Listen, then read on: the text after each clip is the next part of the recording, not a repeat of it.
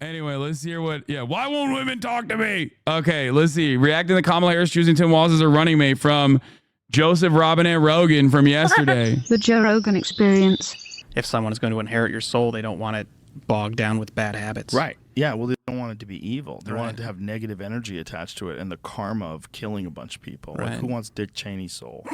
You know? The aliens do have that dude. Remember when he shot someone and then the guy apologized to him? Isn't that nuts? You know how gangster that is? Yeah.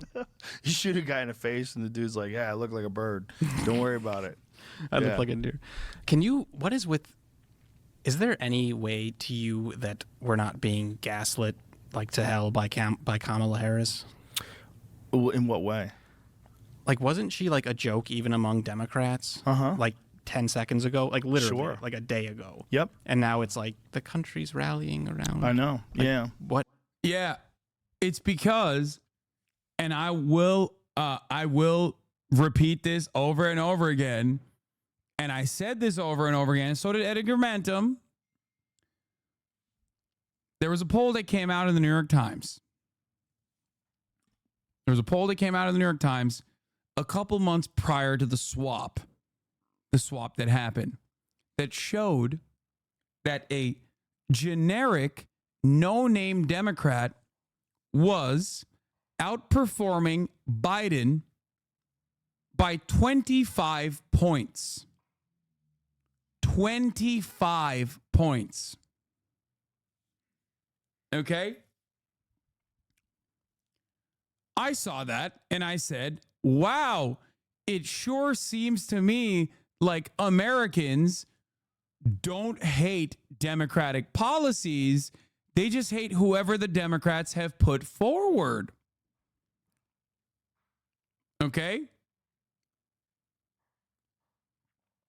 I also pointed to the down ballot races in contested Senate seats where the same Democrats that were now not faceless Democrats, but actual candidates like Amy Klobuchar and things like that were actually outperforming Biden up until the moment of the swap by 10 points. Okay? This to me showed that Americans were not angry at the Democratic Party. They were not angry at the Democratic policies. They were angry at who was at the top of the ticket. Something important to consider. Why did I describe all of this? Because Kamala Harris is a generic Democrat. She is basically a fucking blank sheet of paper. Okay?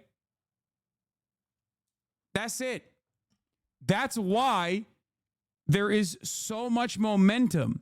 The fact that she is younger than Joe Biden, the fact that she is more dynamic, more vibrant than Joe Biden, the fact that she's a woman when this is going to be a race about women's reproductive rights.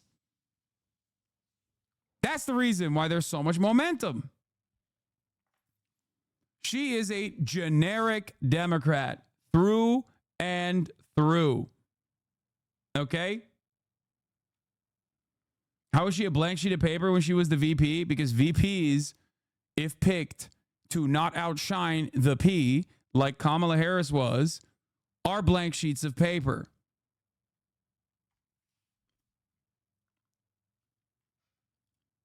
I don't know. I don't even. Yeah, we're so easily manipulated, and they're all doing it in lockstep. Yeah, no doubt about it. There's no doubt about it. She was she polled as the least popular vice president of all time. Yeah. She is. I had dinner with a friend of mine recently who actually knows her. He says she's very smart, but when she gets in front of a camera, she locks up, and she's just not good at communicating. And she tries to go off script, and she's anything but generic. Kamala Harris is the most generic Democrat. What are you talking about? Kamala Harris is a generic Democrat. When she was a senator from California under the Trump administration, she, much like the rest of the Democratic Party, ran on a fuck ton of progressive policy positions. She ran for president on the progressive campaign when she was going up against like other obviously significantly more popular progressive candidates. Okay? She got owned for that reason. She was so forgettable in the actual Democratic primaries in 2019. Okay?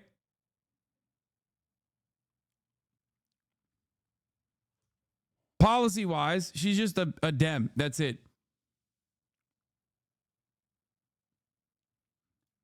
You know, whenever you're talking in front of a large group of people, there's a bizarre stress and pressure that really constricts your ability to communicate. I'm aware. Yeah. As of the last few minutes. Yeah, it's weird.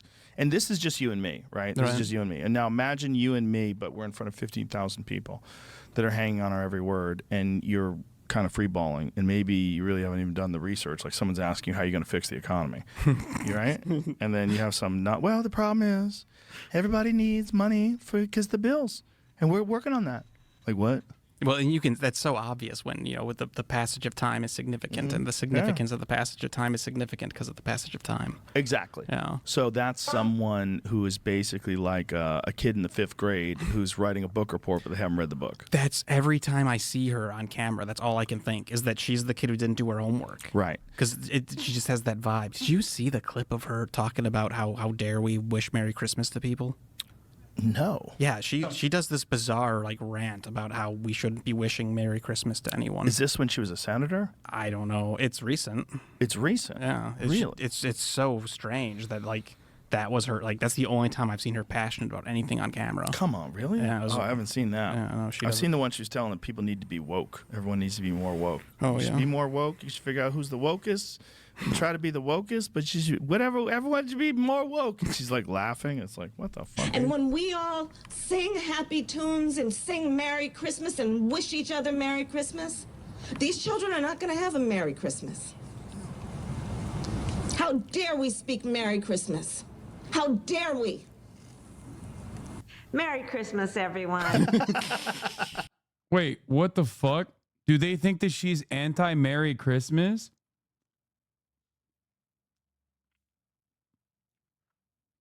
Do you think that is the context of that is that she is anti-saying Merry Christmas?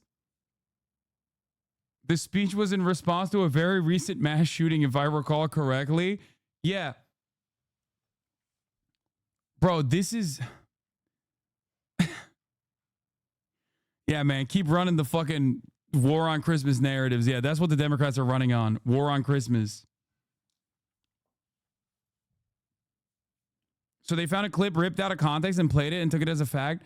It's just contextually speaking, that is literally the fucking dumbest context. Okay? You have to be so unimaginably primed that you have lost parts of your brain that normally operate where you go, this doesn't pass the smell test. I know this from how my haters fucking clip me out of context all the time. Okay? I know that. There are a lot of people who are just genuinely primed into fucking hating someone. So they just go, yeah, no, I bet that she's just anti-Merry Christmas. That's so stupid. And then here she is saying Merry Christmas, she's pro Merry Christmas. What's going on? Oh, I guess she's flip-flopping on Christmas. Nobody cares about that. Reddit thread on this topic on the Joe subreddit. It's so obvious that the context in the clip is some court decision where kids didn't get justice around Christmas time is not going to get people, is not going to do with people generally wishing others Merry Christmas. It shits me that people believe this. Joe's gone full boomer. His famous bullshit detector has a dead battery for years now. What is that clip from? Let's go find it. Let's find that.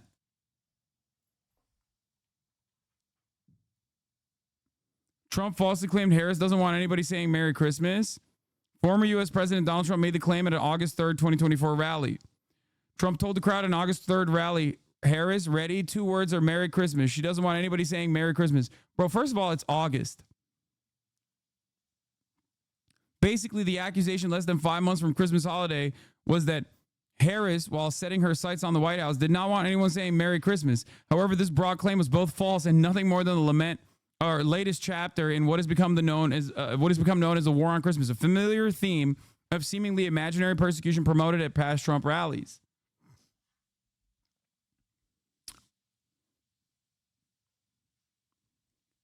The Fox article, this is where it comes from. Then Senator Kamala Harris warned Americans not to say Merry Christmas until there was a permanent status for some illegal immigrants, amid a Trump-era battle over prosecutions for some illegal immigrants who came to the U.S. as children. It was about dreamers.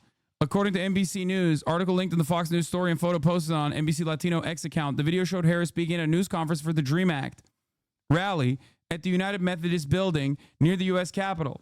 Now, really, what's really funny about that is that Dreamer Protections was at 90% approval rating. 90%. It was so popular that Trump had to actually go back on the Dreamer status and basically put it on the back burner. Yeah. So I think that the context of this story obviously makes people understand exactly what the fuck she's saying, unless you are brain broken, especially because it's such a non-issue. Nobody hates Christmas, man. Nobody's the fucking Grinch. Like, what are you, a child? You're literally like, the Democrats are the Grinch. They want to steal Christmas. Yeah. Iman Khalif won the gold medal, by the way. Algerian boxer Iman Khalif wins gold medal at Paris Olympics after facing scrutiny over misconceptions about her sex. Which is a wild way to fucking describe this situation. It was just trans panic maxed out, which I'm sure they'll go.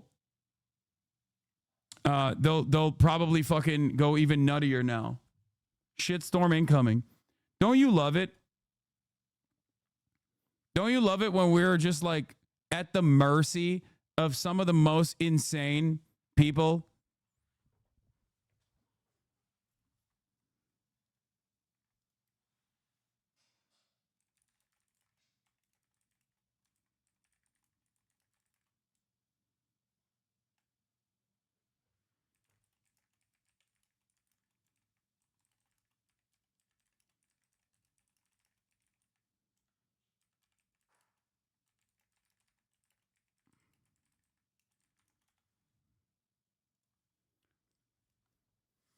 Oh.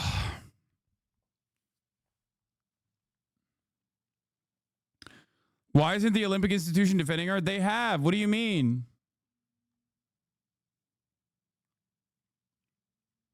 They have. The fuck do you want them to do?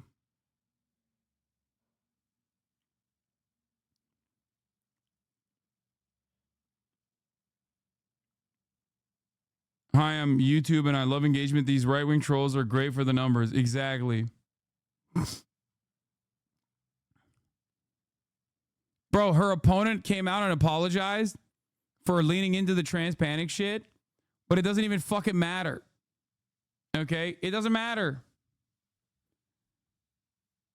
You have to understand, in most circumstances, it's not even... What is this? What? Biden's decision got a full 2-hour documentary. Nice. It doesn't matter. These people are not operating on what the truth is. They don't care. They've like hallucinated and locked themselves into a fucking right-wing bubble. Anyway, we are currently watching another version of this. Okay? We are currently watching another version of this exact same phenomena. Okay? Female boxer from Algeria that is like pretty fucking anti-LGBTQ, by the way, right? Where it's illegal to be gay or trans, wins gold medal in the women's boxing division. Right-wingers refuse to admit that she's a woman and go off with trans panic regardless. But it doesn't fucking matter Doesn't matter what the truth is. Just like it doesn't matter what the truth is to these fucking dinguses either. Like they literally think Kamala Harris is like saying, I'm going to be so mad if you say Merry Christmas. Don't ever say it. She invoked Greta Thunberg a little bit there. Oh, that's so nutty. Yeah. How dare we? How dare we? How dare you? Yeah, no, we're definitely being gaslit. And not only that, here's the big one, right? She wasn't elected, right? No. She was appointed vice president, and then they didn't do primaries. They had no primaries for Joe Biden, and now all of a sudden she is the nominee because he's stepping away. And so then they bring in her, and they bring in this other guy who's radical from Minnesota. That's the vice president, who... like, the crazy thing is, like, Tim Walz, if Joe Rogan wasn't so insanely fucking right-wing pilled, like, if he wasn't so insanely red-pilled, he would look at a guy like Tim Walz and be like, he's awesome. But he's hitting the fucking right-wing talking points like he's fucking Brian Kilmeade, dude. What do you mean, radical? If Kyle Kalinske sat down with Joe Rogan right now and explained to him Tim Walz's positions and the fact that he owns no stocks, okay, that's like so good for normies, dude. So good for average, like middle of the ground, moderate to like moderate right normies. They love that shit. 24-year veteran, and then spent most of his time like dealing with Veterans Affairs in Congress, literally fucking fed children. Paid family leave. These are not things. These are not individual policies that Joe Rogan would consider to be radical. This is a man who has literally been like, yeah, I'm pro Bernie Sanders. Okay? Doesn't own fucking stocks. If someone were to sit down and explain to Joe Rogan who Tim Walz is and what his positions are, he'd be like, oh, dude, that seems like a great guy. If he watched one video of Tim Walz, I don't know, hanging out with his daughter, going to the fucking state fair, he'd be like, oh man, actually, never mind. Maybe I was misled. Okay? But because he's getting so much right-wing commentary on his entire timeline, it's like so obvious that it's broken his brain. He believes a lot of wild things. One of them is transgender surgery for people who are under 13. Another one is abortion up until 9 months. Ooh. Yeah. Obviously, there's reasons why people medically would, like, if the woman's life is in danger, if the child has something wrong, it's not going to live. There's reasons why they choose to do things like that. But that stuff scares the fuck out of people. He changed the Minnesota state flag to make it look like a... Bro, he's what? Somali flag. Dude! He's so brain broken. He's so brain broken. He's so brain broken. He's literally so brain broken. Dude. Oh my God. Brother, you are so fucking stupid, dude. You are so fucking stupid. Someone needs to take his Facebook away and his Twitter away, dude. You need to tap out. You need to fucking dial it back. Holy fuck, dude. Yeah. Oh. You haven't seen that? No. Yeah. Show that video. So the video of him taking down the Minnesota flag and he replaced it with the new flag that looked... Dog, it doesn't look like the fucking Somali flag, number one. Number two, it was a fucking fan contest. It's not like Tim Walz did the flag, dumbass.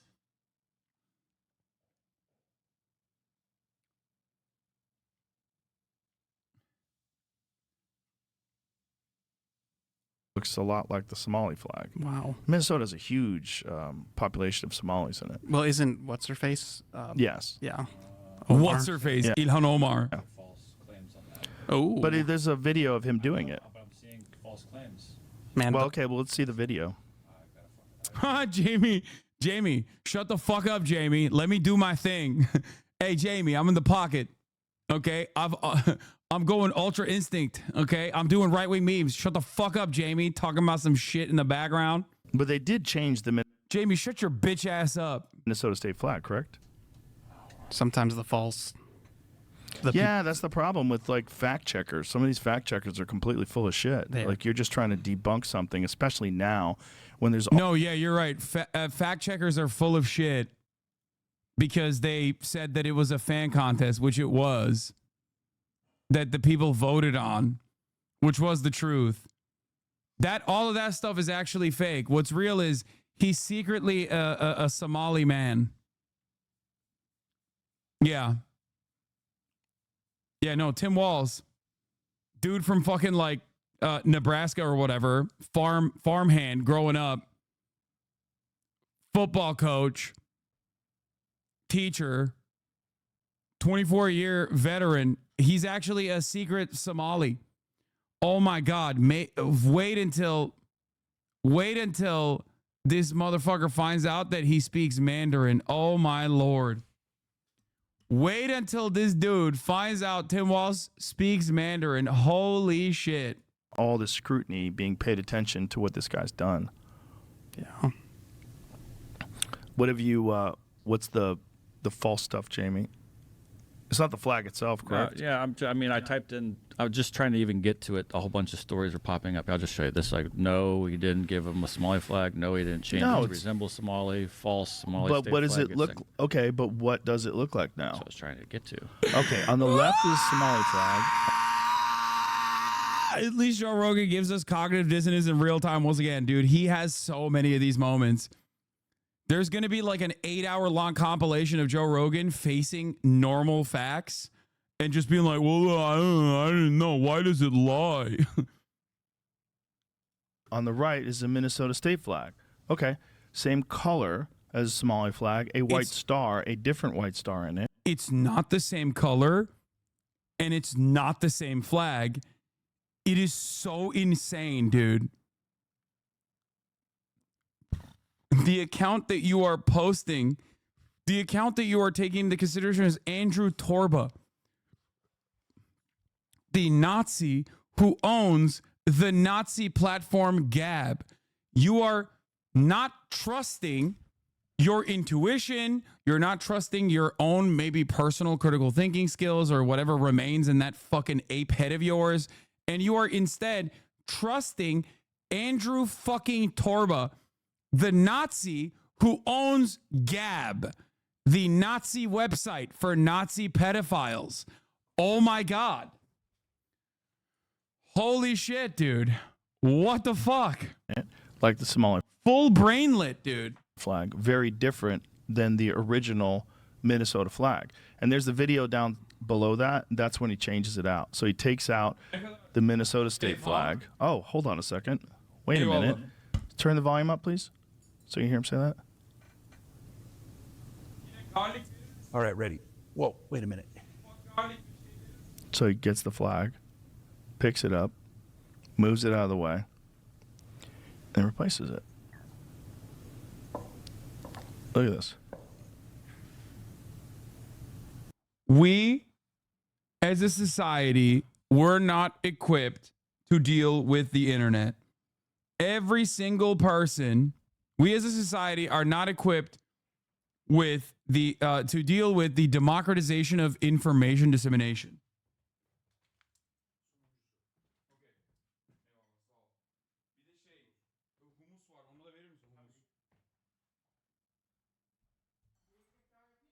Okay. Everyone has now become the email. So Zoomers don't know this.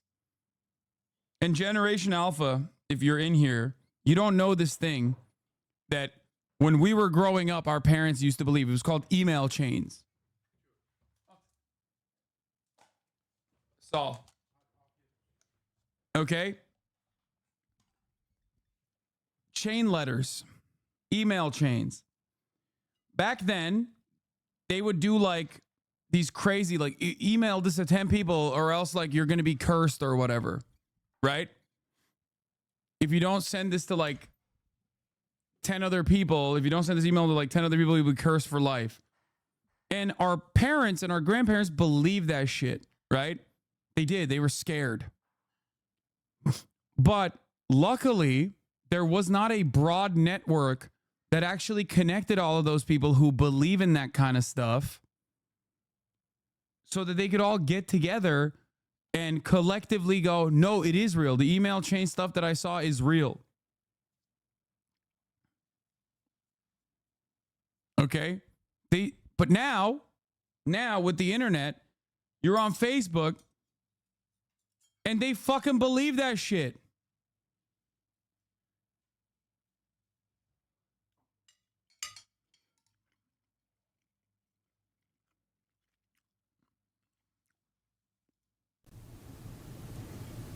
There, that's better.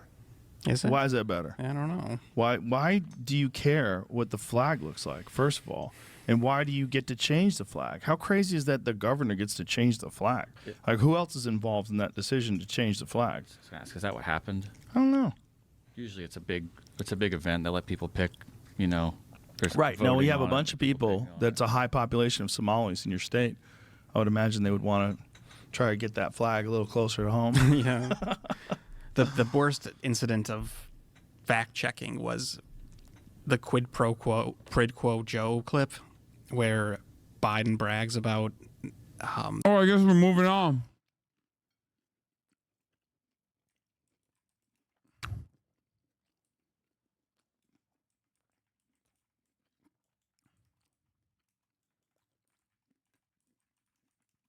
I'm going to look up the Somali percentage. Hey guys, we did it. 64,354 Somali people got together that make up a whopping 1.25% of the entire Minnesota state population. They got together like the pirates that they are and took over this, democratic process.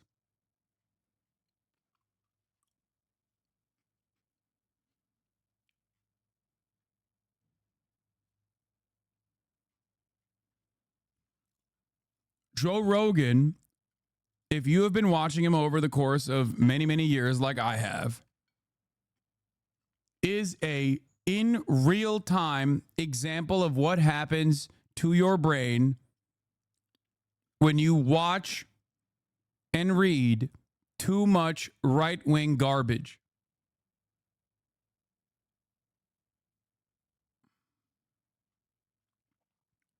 Okay? This is literally a perfect demonstration. Like, he has gotten progressively dumber over the course, especially accelerated post-pandemic, especially accelerated when he moved to Austin, Texas. He is a perfect example of what happens when you do too much right-wing commentary, when you read too much right-wing shit. That time that he withheld $1 billion of aid to Ukraine So they fire a prosecutor. to fire a prosecutor that we now know his son worked for. Mm-hmm. And if you type that in, Snopes or whatever would tell you just like, oh, that didn't happen. Biden, there was no quid pro quo, and Biden didn't want the prosecutor fired. That is because he didn't know that his son worked. Dog, you're just objectively wrong. His son didn't work for the prosecutor, you fucking idiot. Also, not only are you wrong, but if his son worked for the prosecutor, then it would be still against his best interest to advocate to fire the prosecutor. So not only are you wrong, but you're so stupid that even in the wrong argument that you're making, you still are literally not showing a conflict of interest, rather lack thereof. Hunter Biden worked for Burisma. The prosecutor was refusing to prosecute Burisma. He was also considered to be too corrupt by every group involved in I don't know, Ukrainian affairs in general. Republicans and Democrats alike petitioned international organizations, petitioned the Obama administration at the time to push Ukraine to drop the prosecutor. Hunter Biden, working at Burisma, was benefiting from this prosecutor not being dropped.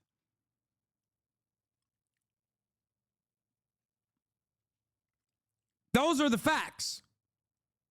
It was so stupid to make an argument like this because while Hunter Biden is a beneficiary of nepotism and did not deserve the job that he got at fucking Burisma, obviously, and lied to Burisma about his access to the White House to be able to get that job, Joe Biden's decision to remove the prosecutor from his role was not actually one that helped Hunter Biden. As a matter of fact, it harmed Burisma and it harmed Hunter Biden. But the hilarity of the situation is that this fucking dumbass doesn't know the actual, he doesn't even know what the actual, he doesn't even know what the actual false information is. He said, Hunter Biden worked for the prosecutor that Joe Biden ended up firing.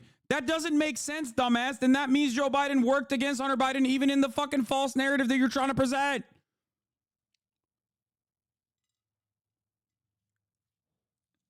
I can't deal with right-wingers, man. They are so fucking stupid. The argument that he just presented is that Hunter Biden had quid pro quo with Joe in the Burisma situation, where he actually worked for the prosecutor that Joe Biden was advocating to fucking fire, that Republicans in Congress were writing open letters to demand Joe Biden fire. Biden, there was no quid pro quo, and Biden didn't want the prosecutor fired. That is because he didn't know that his son worked for Burisma at the time. And it's like, how can you just say that's fake? And like, it's scary to me that people will read that and be like, "Oh, it's fake." It's like, no, look at it, like with your eyes. Yeah, fact checkers are fucking dangerous, and it's really. I mean, what you're seeing is kind of treason. Yeah, it's kind of what it is. If you're seeing that kind of fact checking, you're lying. You're lying, and you're intentionally misrepresenting facts, and you're doing so because you want a specific result politically. Right. And it should be illegal. I agree. Especially if people. This is one of the funniest fucking stories because it just like, it doesn't hit. Like, Republicans tried it. It objectively didn't hit. It was so fucking out there and nobody gave a shit about it. They literally spent countless hours doing this investigation. It falled on its fucking face. It was genuinely such a dud that even Fox News dropped it. But Joe Rogan himself is still running with this narrative. That's how fucking far he is. At this point, I feel, sorry, I said falled. I'm getting dumber by watching Joe Rogan. This is a real issue, okay? This is a very real thing that happens when you watch too much Joe Rogan. I watched 7 minutes and 50 seconds of Joe Rogan, and I've already become stupider.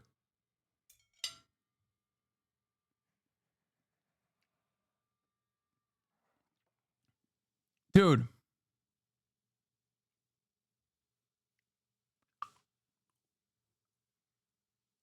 Think of you as a fact checker, and what does that mean? Minnesotan here who participated in the flag redesign. The final design melded two top contenders, then was given to a design team to clean up and modify. The star chosen was picked to represent both Minnesota as the North Star state. The blue on the left is an abstract shape of Minnesota, and the light blue contrast represents the sky. These guys are so fear obsessed. This was an extremely democratic process. Damn, we got a primary source in the chat.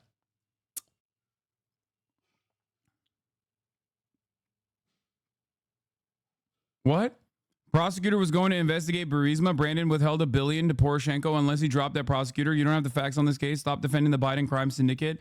You are literally fucking stupid. You are the stupidest person. You are the stupidest person in the chat right now. Okay?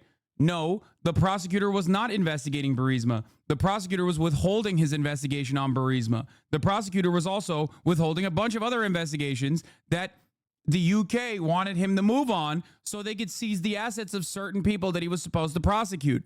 This was the reason why many international leaders were demanding that the Obama administration turn around and get this prosecutor to be dropped from the case. Unless you personally think that Hunter Biden has incredible, I love you, bro, but you are wrong. I follow this very closely. You followed it very closely and you're still in the wrong. What the fuck are we doing? Do you think that Hunter Biden has juice, so much fucking juice, that he was able to not only motivate Joe Biden to do something that was inevitably going to hurt him, but also to motivate international global leaders? Like the UN was trying to drop the fucking prosecutor. Republicans in Congress were writing letters. Why do you think they were doing that? Do you think Hunter Biden was able to convince all of them? Do you think he just showed his dick to everybody and everyone was under his spell?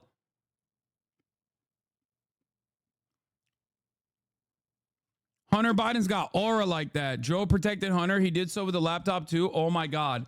No, don't move on from the original point of contention. Do not move on from the original point of contention. You're trying to hit multiple avenues now. Fuck the laptop. We can get to that later as well. Answer my question. Do you think Hunter Biden was able to motivate numerous European officials, a prosecutor in the UK? No, you're not demonstrating a pattern. Get back. No, you're not. You're not demonstrating a pattern. You are moving the goalposts because you don't know as much as I do about this issue. Listen to my words. Do you think that Hunter Biden was able to legitimately change the opinions of multiple independent UN-backed investigators, a prosecutor in the UK, numerous Republicans in Congress? Three GOP senators called for Ukrainian government reform in 2016 letter, including Republicans, 8 senators, 5 Democrats, and 3 Republicans, Ron Johnson, Rob Portman, and Mark Kirk. Signatories acknowledged governmental reforms already made in Ukraine and expressed concern about the resignation of a cabinet minister who heralded those reforms. We similarly urge you to press ahead with urgent reforms to the Prosecutor General's office and judiciary. The unanimous adoption by the cabinet ministers of the basic principles and action plan is a good step. Do you think Hunter Biden was able to captivate 8 total senators, including 3 Republicans and 5 Democrats, to actively petition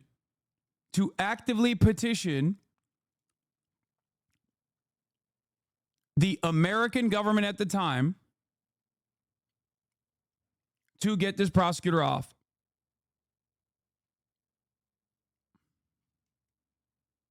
No, Hunter did not have that much influence, but Brandon did. Ukraine was and is a bipartisan project. So, wait. So you think Joseph Robinette Brandon went to Republicans and said, hey, can you write a letter to me?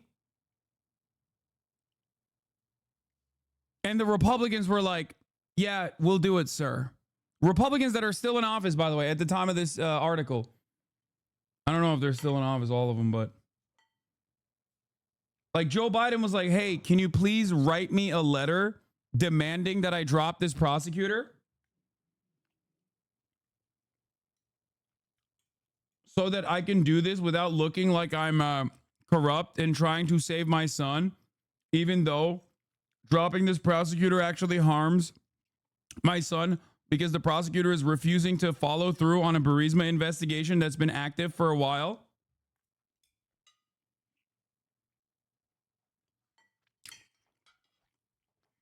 Because if that's the case, considering that there was a United States House Oversight Committee investigation into the Biden family, why didn't those Republicans come out and speak and say, yeah, Joe Biden actually got us to fucking write this letter?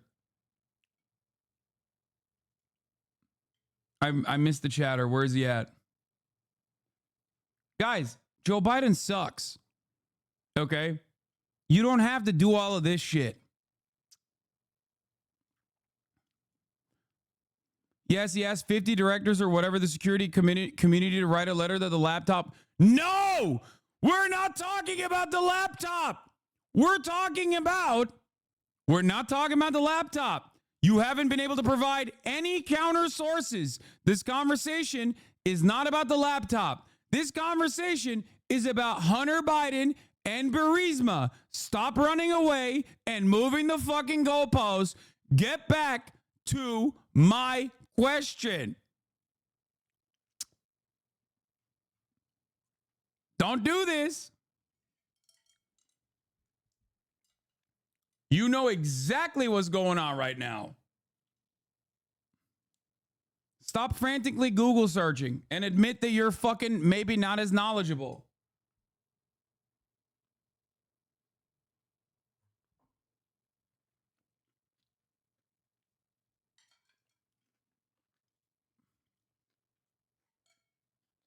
It's proof that Joe can get 50 people to sign a letter. Oh my God.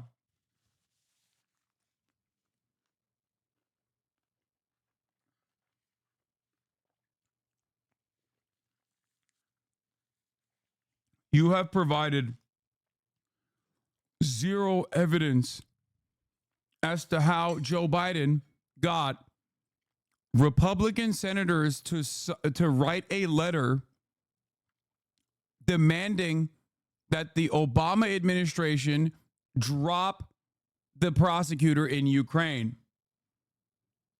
Okay? This is entirely irrelevant to that point of contention. Getting like fucking security community members to talk about the laptop is completely irrelevant. That is an entirely separate case.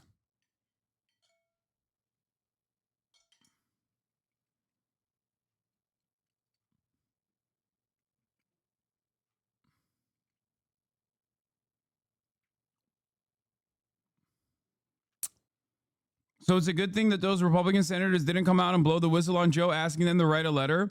Yeah, it's shocking that those very same Republicans that wrote that letter to Joe after Joe asked them to write that letter. So the 50 were all supporters of Joe. No, the 50, Chatter, I'm not doing your little rhetorical trick. We can have a conversation about the laptop later if you actually answer the questions I'm asking you about a totally separate case. This is completely irrelevant to the point of contention, no matter how hard you try to grasp at straws. Okay? You're moving the goalposts and you're demanding that I stay on your topic because you also recognize that you're in the wrong. What does it mean to be a fact checker? The problem with facts is a lot of them are very subjective. And you can find one small inconsistency or you could phrase a question in a certain way and have your answer false in a different way because you're just finding some nitpicky way to look at things. I've seen a lot of that to the point where facts are not subjective. What the fuck? you're like, that's not fact checked at all. You guys just fucking, you're gaslighting. It's just pure gaslighting. This is what it says. Who picked the new flag? State Emblems Redesign Commission tasked with choosing the new flag and seal made its No, they're lying too. They're all Somali. final selections this week, and the new design will debut next year. It follows 4 months of meetings, many spirited debates, and 2,500 submissions from the public sharing their ideas for the new symbols. This is why they changed it. He said it was problematic. Problematic. Oh, I love that term. Our current flag is problematic. I think we all know that. We've evolved into a more diverse state, and I think it's more reflective of that. Okay, what was the original flag? There's concern with the scene depicted on the old flag, which many found offensive. First adopted in 1957, the flag showed a white settler tilling land as an indigenous man rides horseback. Indigenous members of the State Emblem Redesign Commission said it was harmful to their communities and promoted the erasure of their people from the land. What? Well, can I see what it looks like? Show me the original.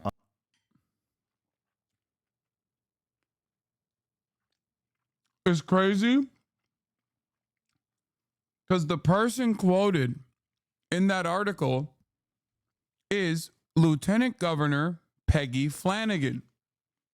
a name that you're probably unfamiliar with now, but you will most likely be very familiar with down the line. She is slated to be governor of Minnesota. She also happens to be of Native descent.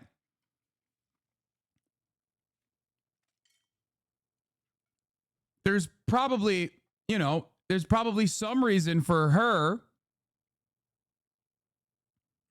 to refuse the old flag. Lieutenant Governor Peggy Flanagan, who was a member of the White Earth Band of Ojibwe, am I saying that right? I don't know.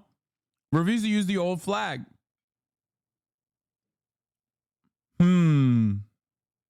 Of their people from the land. What? Well, can I see what it looks like? She's from my tribe. I would like to be excited, but she reminds me of a certain tribal leader from her band, but I won't get into tribal politics here. Oh, no, I don't want to. Oh, no. Let's not get into that.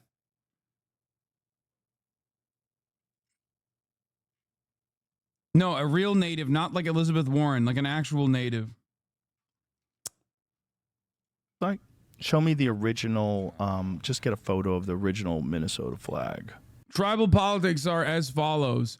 The very same divide that you have among leadership is from everything that I've read on the matter. Every single issue that you see in even democratic processes, like sometimes the division between rank and file union members versus the people who are at the leadership positions in the union, even if it's democratically aligned, sometimes people will be at odds with one another. Same goes for tribal politics as well. A lot of the natives who are not a part of the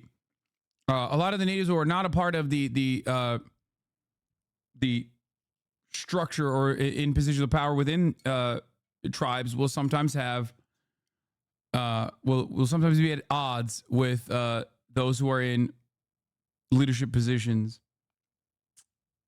Stop saying natives. What? Indigenous people? Sorry.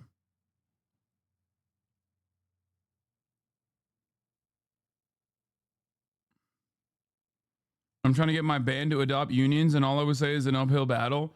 Yeah. There are also the very same economic incentives. Sometimes if you cover earth protectors and shit like that long enough, you realize that there's always one group of indigenous people that are always down for fucking pipelines, okay? It's those who are oftentimes in the pocket of the oil and gas giants. There's always a group of people that'll be like, no, we love, we're natives, we fucking love this pipeline, okay? You can always find a group that is, that stands to gain. Just like you can always find a group in native populations that is pro-Israel, for example.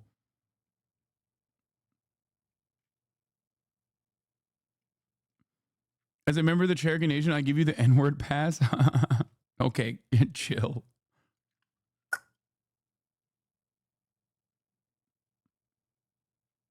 I worked on White Earth Reservation in Minnesota. I'm white and was never told not to say natives. Yeah, no, people are being overly cautious.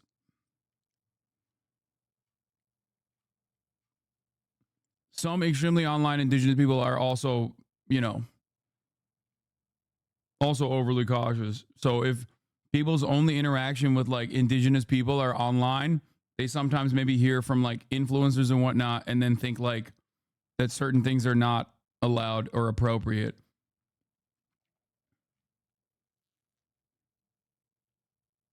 Anyway, let's continue.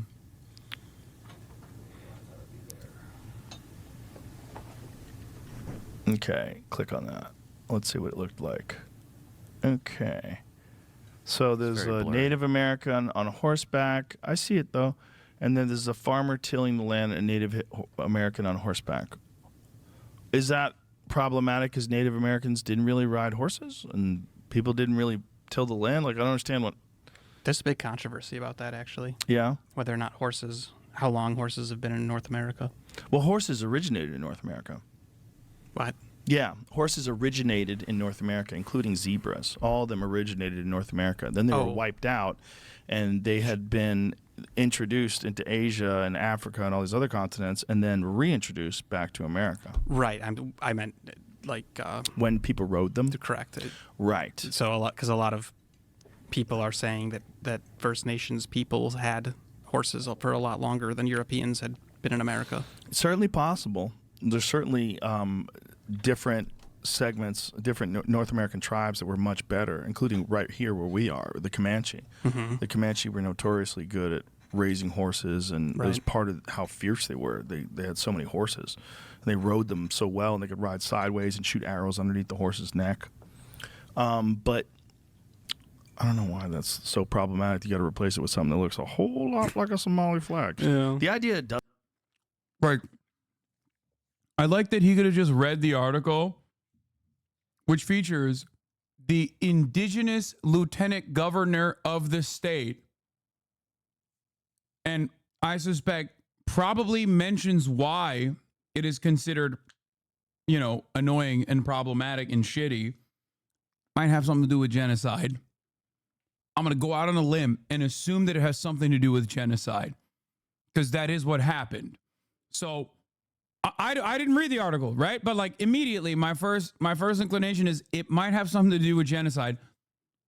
Joe Rogan knows that the genocide of the indigenous population happened.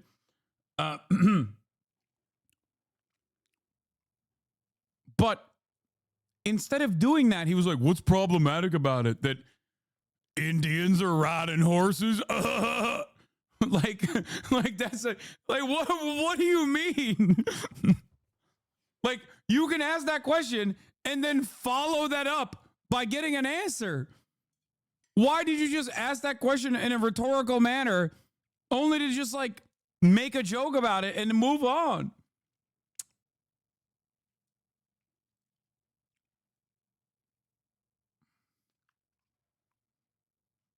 Doesn't look like a Somali flag is kind of crazy. I mean, it does. It does. It certainly does. It's certainly the same color. Certainly also has a white star. It's just a different white star. Correct. Yeah. Yeah. So it's like, Yeah, there's another fucking flag that has the color blue and white stars on it.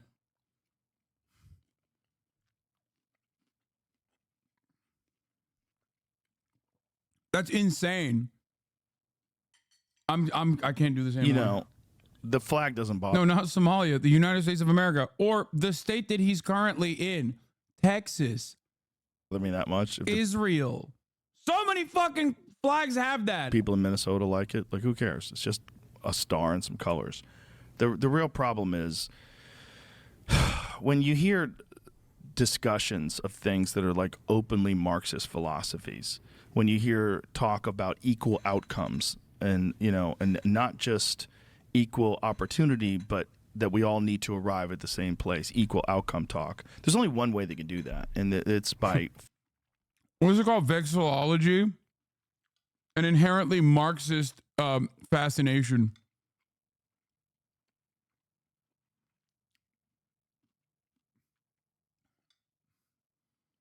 It's like, dude, I hate this full-blown Marxism, which is which is flag design.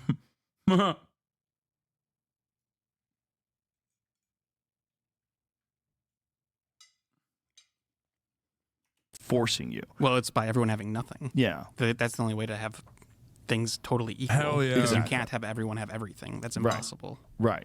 There's no way. There's not enough resources. And so for equal distribution, that has to be enforced by law. So that has to be enforced by the government, and the government generally does not have equal. They have much more than you. And that's Fidel Castro in Cuba. That's What? North Korea. That's virtually every communist country that's ever existed. Hey, you hey, have hey, a hey, military hey, hey, dictatorship. hey, hey, that hey. No. Brother, no. No, you can't do that. You can maybe say that about North Korea, okay? But don't ever come for fucking Fidel like that. Don't ever come for Fidel Castro like that. You son of a bitch. You fucking ape. You don't know anything. Fidel Castro implemented land reforms on his own fucking family. Suck my dick, dude. Shut the fuck up. That's crazy. bitch. What do you mean? Oh, it's just he owned all the land. The government did everything. It's like, as opposed to having slavery, which was cool. Bro, he knows. Nah, no way, dude. No fucking way.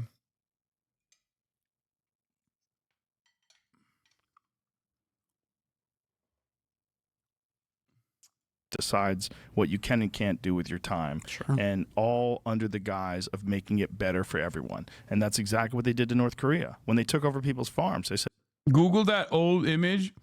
It has an indigenous person on horse holding a spear. The white farmer is tilling a field with a plow. It's racist as fuck. Yeah, the Minnesota, the land of savage natives, and obviously Minnesota, the land of savage natives, and also white people that were taming the land because they are advanced and peaceful.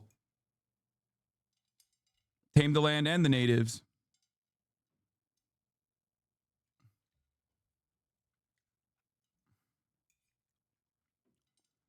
Less use of savage, please, bro. What the fuck are you talking about, man? And now, Minnesota, the land of Somalis.